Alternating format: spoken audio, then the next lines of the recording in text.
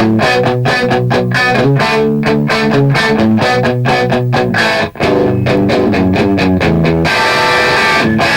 rock! Hi there, welcome to episode number 4 in this series of record reviews with me, JVT, and welcome to a chilly start to 2015 here in New York. I hope it's warm where you are. Let's warm you up though with some good recommendations for music for the new year. Starting with this cracker from 1991, Doughboy Died Pretty, a Sydney cult, classic band from Sydney. This album is probably an Australian classic, I would say now. Not a weak song on it. It's one of those rare albums that you can play from start to finish and there's not a weak song on it. Beautiful songs. Ron Pino on vocals, Brett Myers on guitar. That's a great songwriting team. Best song on the album is God Bless, but saying best song on the album doesn't mean much because they're all the best song on the album. They're fantastic. My version here is from 2008, sort of a gatefold type CD setup, but it's got a couple of discs in it, one with demos and B-sides on top of the great album, Doughboy Hollow by Died Pretty. Do yourself a favour. Now let's go back into the archives. Back to 1980, The Vapors, New Clear Days. Now this is an album by a band from Guildford in Surrey in England.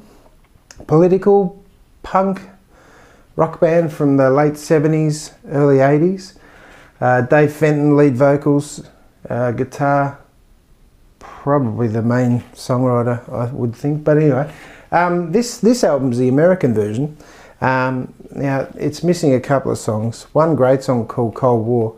The record company didn't want to upset the Americans, so this version in America doesn't have that song on it, unfortunately. But the rest of the world, Australia, England, blah blah blah, they'll all have all the great songs on it.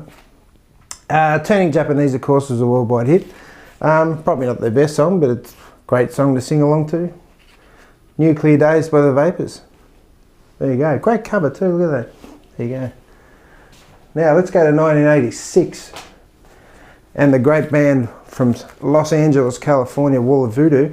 Now this is their third album, but it's their first album since Stan Ridgway and Joe Nannini, the drummer, left, and Andy Preboy took over vocals.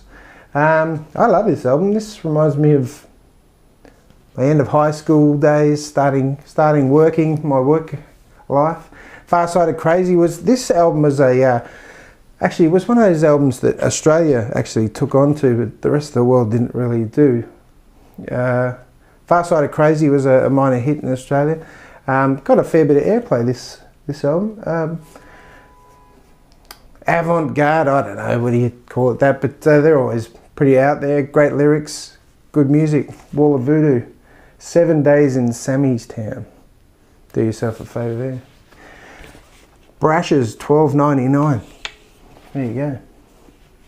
Now, I also want to talk about a podcast that I've enjoyed listening to for the last 3 years or so, I suppose, called I Love Green Guide Letters. Now this is by a comedian from Melbourne, great comedian from Melbourne called Steele Saunders, and he and fellow comedians, friends, sit around and basically take the piss out of the people who write letters to the Age TV lift out, the Green Guide, and hilarity ensues. But some of the best episodes Steele has are usually with guys like Lawrence Mooney or Luke McGregor.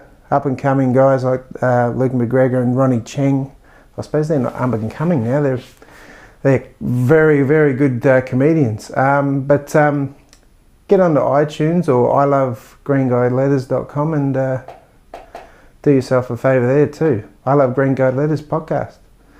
That's all we've got for this first one for the year, episode number 4. I'll be back in a week or so with some more recommendations. Until then, rock on. See ya.